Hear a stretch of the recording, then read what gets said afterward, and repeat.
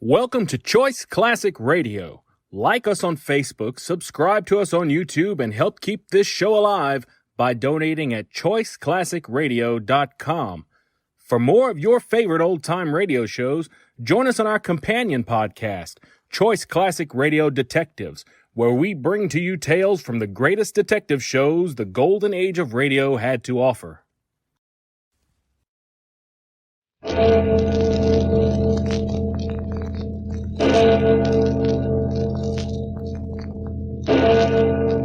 Murder at Midnight. Which way did he go? That way, down through the garden. The storm. It's so dark you can't see. Dr. Rudd, there, at the bottom of the terrace. Professor Laborde, why Oh, good Lord. What is it? He must have fallen down the steps, broken his neck.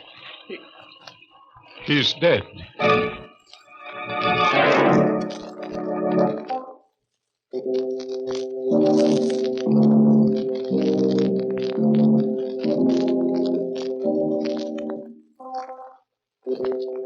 Midnight, the witching hour when the night is darkest, our fears the strongest, and our strength at its lowest ebb.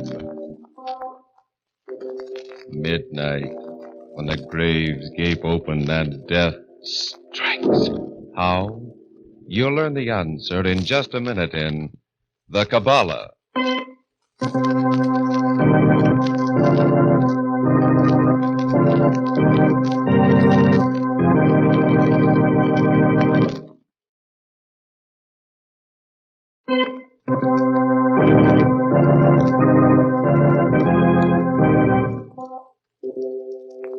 And now, Murder at Midnight. Tales of mystery and terror by radio's masters of the macabre. Our story by Robert Newman is The Kabbala.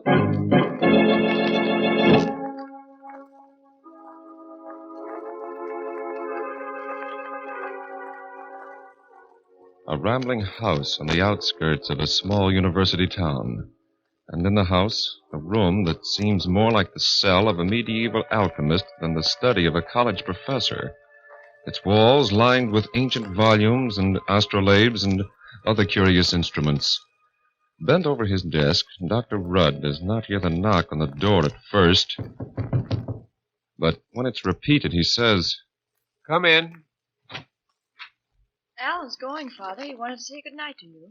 Oh, yes, Alan. Good night. I was terribly sorry to hear about the decision of the Board of Trustees, sir. I mean, they're refusing to give you a grant to go on with your research. Oh, that. Well, it doesn't matter. I've about decided to give up the whole project anyway. Your book? Yes. Father, you're not serious. I thought you were almost finished with it. I am. All but the last chapter. I just can't seem to write that without additional research. And without the last chapter, why, the rest of the book is meaningless. Well, isn't there anyone you could talk to about it, sir? Anyone who could help you? I doubt it, Alan. I think I know as much about the occult as anyone in the world, except perhaps one man. Who is that, Father?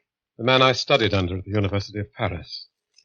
And I haven't heard from him in over 10 years. I'm not even sure that he's still alive. Too bad this is the 20th century, not the 12th. How so, Dr. Rudd? Oh, it would have been very simple then. A pentacle, a pair of corpse candles, and I could summon up someone who would make things very easy for me. Yes, right now I really believe I would sell my soul for the help I need. Father, you mustn't say things like that, even as a Jew. Well, you're right, Barbara. And no one knows it better than I. Well, good night, Alan. See you in the morning. Right, Dr. Rudd. Good night.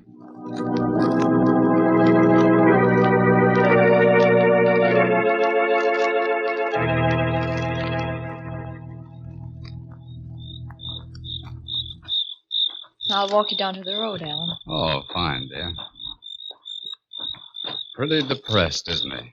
Father? Yes. Not that I blame him. 4 years' work. The definitive book on occultism, the supernatural. Alan! Yes, I see it, too. Someone or something lying in the road. Come on.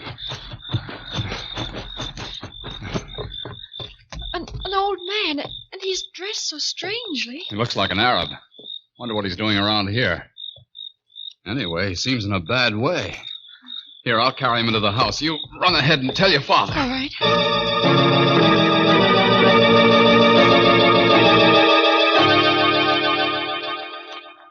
In here, Alan, in my study. All right. They put him on the couch. What's wrong with him?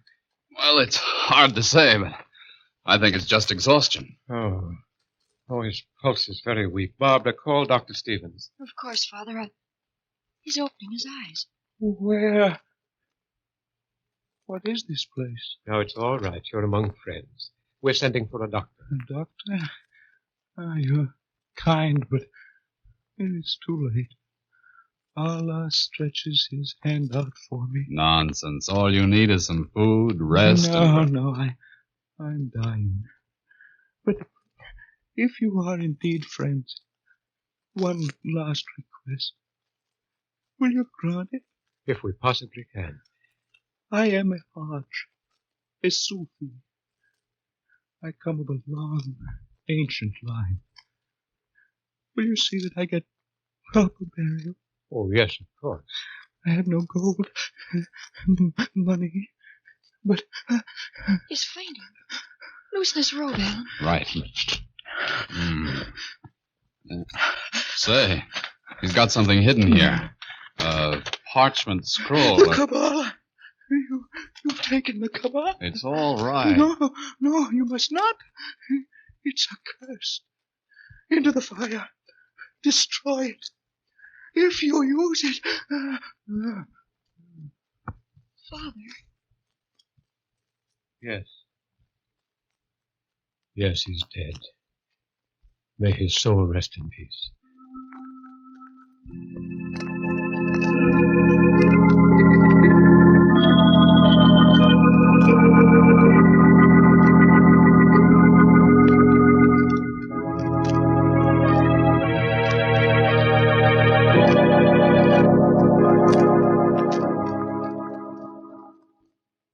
You're very quiet tonight, Dr. Rudd. Thinking about the funeral? Huh? Our Arab friend? Yes, Alan. Partly. And partly about this parchment he had hidden in his room. It seems to be a form of the Kabbala. That's right. That's what he called it when he got so excited. Wanted you to destroy it. But the Kabbala is just the science of letters and numbers, isn't it? It's much more than that, Barbara. It's the science of the mystical attributes of letters and numbers, the basis for almost all occultism. But this system is different from any I ever saw before. Different? How? Well, this particular system tells how a question can be written out, the letters changed into numbers and manipulated. When the numbers are changed back into letters, they will answer the question.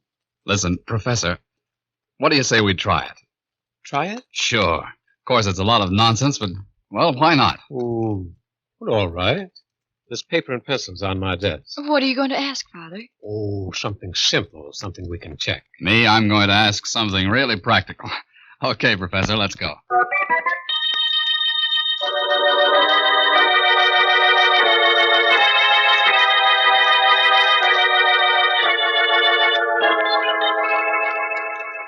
How are you coming, Father? Almost finished. Now, let's see. Zadek, Mem, Vav. Great Scott! What is it? Look at this. Here's my question. Will we have any visitors today? Mm-hmm. And here's the answer. 2 visitors. Professor Laborde and someone else. Professor Laborde. Do you remember my telling you yesterday that there was one person in the world who could give me the help I needed to finish my book? Yes. That man was Professor Laborde. Father, you don't really believe it, do you? I don't know. Told you I haven't seen or heard from him in 10 years. But just the same... Dr. Rudd, look. Hmm? Look here, I got something, too. What is it, Alan? Well, here's my question. How can the professor get the money to continue with his research? Yes? Here's the answer. Call Mark Endicott. What? Of course. Why don't you, Father? He's always been interested in you and your work. Well, I just never thought of it. I'll go in and call him right away.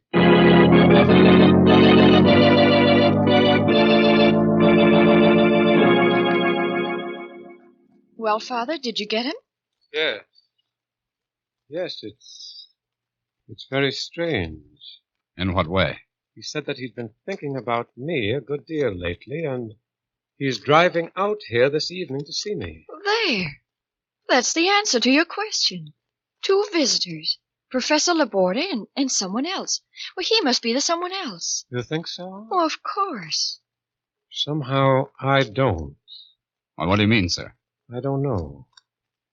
Except that I don't like it.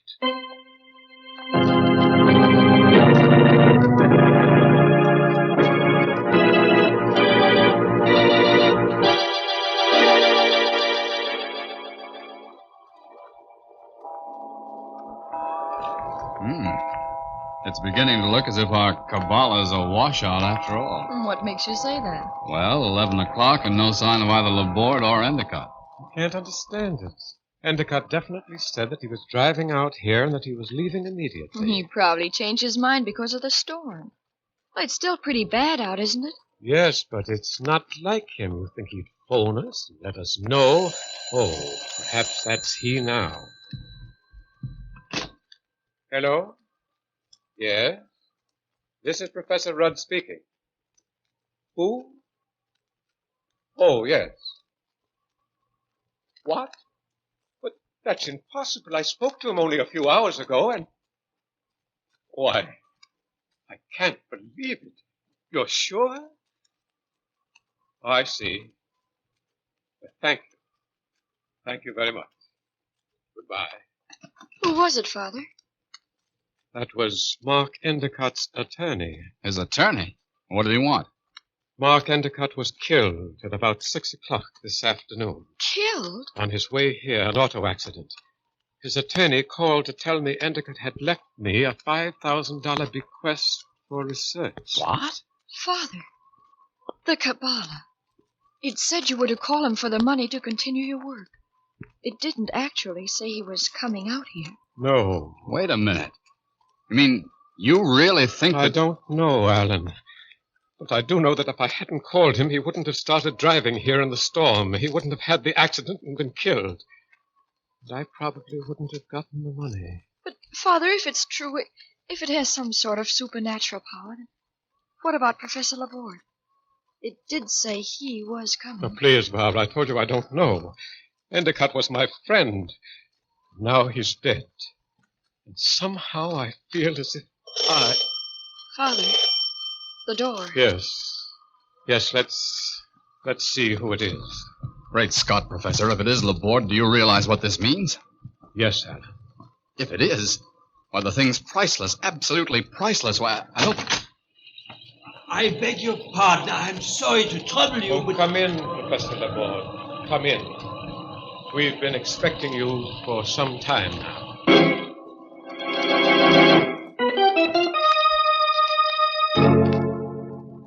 An ancient manuscript which can foretell the future. A dead man and a visitor from the dead. As the clock strikes 12 for murder at midnight.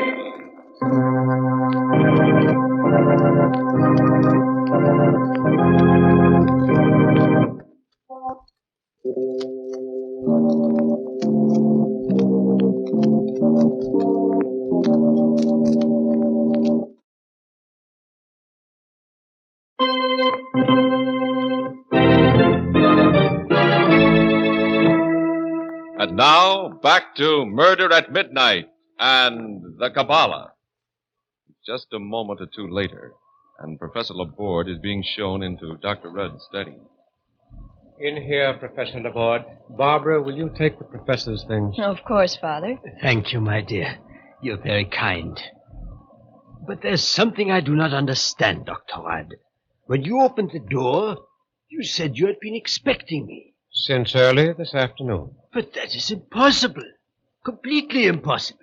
I'm here entirely by accident. I had no idea you lived here or anywhere near here. I lost my way in the storm, knocked at your particular door by chance to ask for directions. Nevertheless, we've been expecting you. Excuse me, how could you have been? Alan. Yes, sir? Show Professor Laborde the Kabbala, will you please? Right, Professor. Here you are, sir. Kabbala? Look at it, Professor. Tell me what you think of it.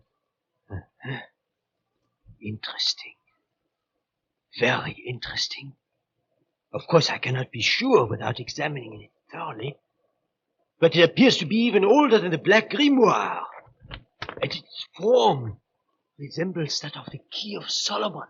Professor Laborde, it's my belief that it is the Key of Solomon. What? But it can't be. It's been written about for centuries, of course, mentioned in hundreds of works, from Trismegistus down. But there's never been any proof that it ever actually existed. And still, where did you get it? From an old Arab who came here last night and died here. The main thing is we tested it. Tested it? Yes, we asked 2 questions. The answer to one of them prophesied your coming here, and the other, well, that came true, too. But this is beyond words. If it's true, then it's the most priceless discovery that has ever... Professor Rudd, may I try it? Use it to ask a question to? Well, I don't know, Professor Laborde. Please. For years now, ever since I began studying the supernatural, there's been something. One thing I've always said I'd give my very life to know. If it can tell me that, you must let me, Rudd. And you must let me do it while I'm alone. Well, all right. Good. Come on, Alan, Barbara. We'll wait outside.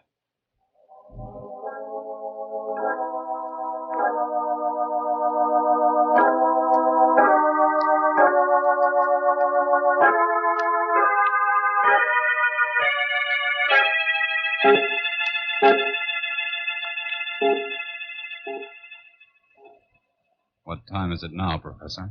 It's 20 hours. He's been at it for quite a while. Yes.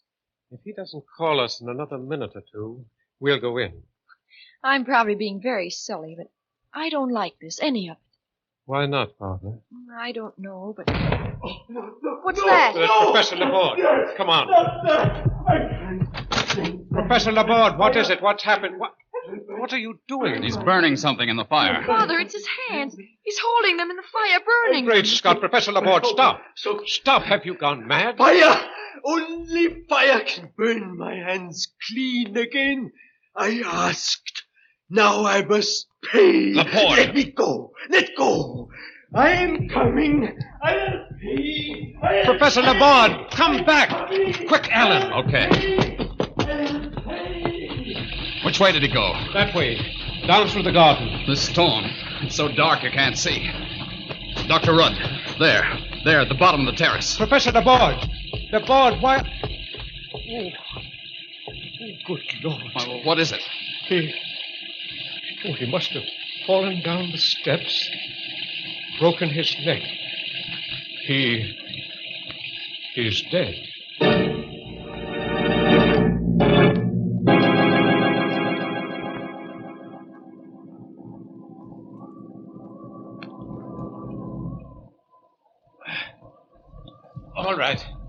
All right now, Alan. Put him down. Now, gently. Yes, sir. Father, are you sure that... Yes, Barbara, I'm sure. He's dead. What made him do it? Go running out there that way? It must have been something to do with the Kabbala. He was going to ask it a question. Yes, Alan, it has something to do with the Kabbala.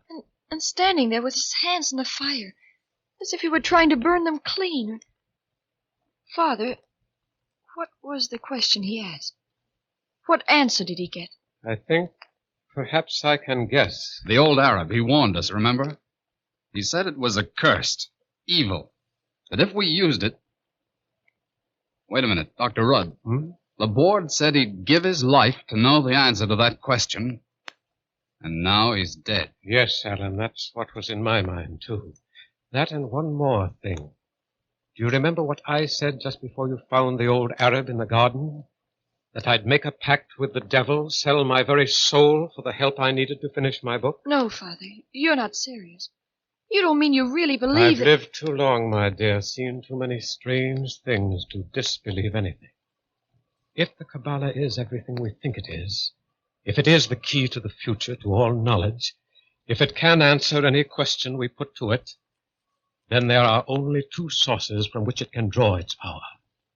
One good and one evil. And you think... If God had wished us to be able to foresee the future, we should be able to foresee it. On the other hand, if it's evil, well, there's usually a penalty involved. The board. He said something about paying, too. Who must be paid, and how? There's only one way to find out, through the Kabbala itself. Give it to me, Alan. No, please, no. I'm sorry, Barbara, I must. There's no need for you to stay here, or Alan. No, Father. We'll stay, both of us. Very well. Then, here goes.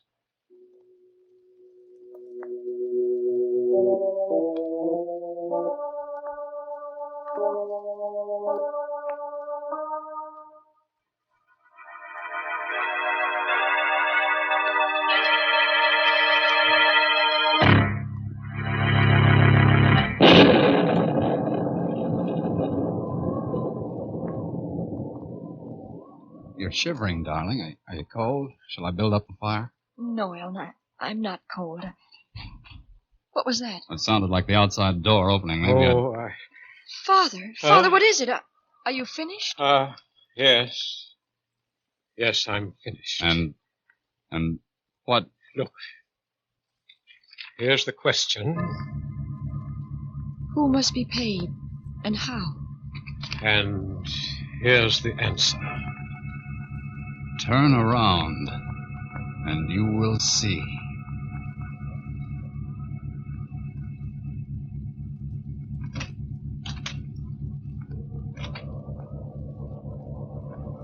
Father, the door behind us, it just opened. Yes. I don't dare turn around. You needn't. Right in front of you, there on the wall. Look. Something black, like a stain, a blot. But it's spreading, moving. Like an octopus, or like... It's shadow. It's coming toward us. What in heaven's name is it? Whatever it is, whatever happens to us, no one shall ever again be cursed as we've been cursed. The Kabbala, give it to me. Father, what are you doing? What I should have done when I first saw it. Destroy it. Throw it into the fire. It's coming closer. Closer. Professor, isn't there anything we can do? Anything that... Father, look. The parchment burning. There on the wall. The shadow of the andirons. In the shape of the crux ansata. The first cross. Good Lord. The shadow, it's wavering. Drawing back, retreating. I'm going to turn around, see what... No, wait. Wait until... All right. Now. There's nothing there. Laborde? Dr. Laborde? Someone just came in. Who's there? Who is that? Oh, excuse me. I'm terribly sorry. I'm looking for someone. An old man with white hair and white beard. His name's... Holy smoke, there he is, Dr. Laborde. Dr. I Laborde. can't answer you. He's dead. Dead? Who are you, anyway? Well, an attendant at a private hospital in town. We've been taking care of him ever since he got to this country. Nervous breakdown. He disappeared this afternoon, and he'd been talking about you so much lately that I had a hunch he might have come out here. Talking about me? But he said he had no idea I lived here. Of course he knew. I told you he wasn't right in the head. That was one of the signs. Father, if it's true, if his mind was going, that would explain what he did. Burning his hands, running away like that. You mean the Kabbala didn't have any occult power? What about the money from Endicott? Oh, just a coincidence. And what just happened? That shadow we saw on the wall? Well, it was only a shadow. It could have been just our imagination. Yes, Barbara, it could have been. But somehow, I don't think it was.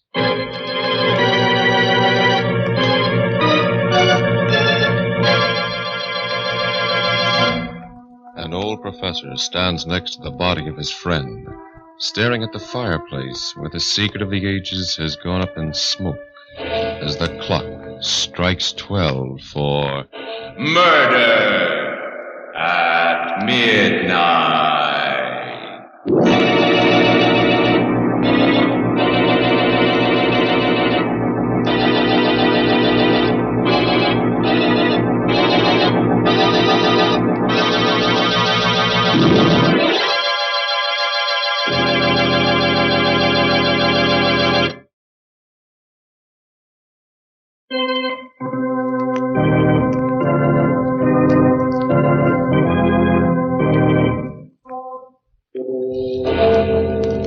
Remember to be with us again when death whispers from the darkness in an unknown tongue, and the clocks strike 12 for Murder at Midnight. The part of Dr. Rudd was played by James Van Dyke. With music by Bert Berman, Murder at Midnight was directed by Anton M. Leader.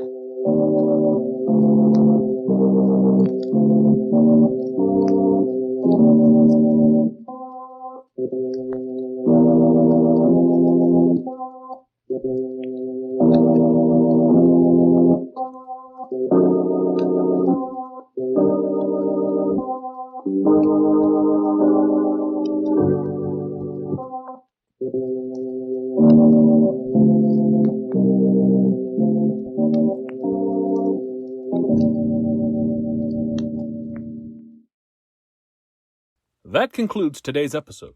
We'd like to thank you and remind you to donate at choiceclassicradio.com. Remember, your donations make episodes like this possible.